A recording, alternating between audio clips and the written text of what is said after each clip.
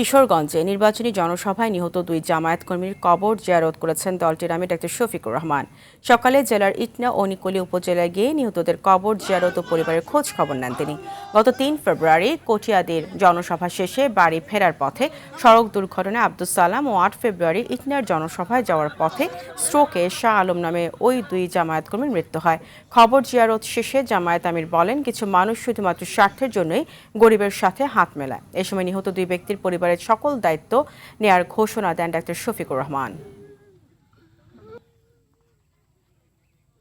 বিশেষ বিশেষ সিজনে এই গরিব মানুষগুলোর সাথে হাত মেলান, একটু যখন তাদের থেকে আড়াল হয়ে যান তখন রুমাল বের করে অথবা টিস্যু পেপার দিয়ে হাত মুছেন। আমার জন্য দোয়া করবেন, যে প্রত্যাশায় পরিবারের ব্যাপারে রাখলাম, আল্লাহ যেন এটা পূরণ করার তৌফিক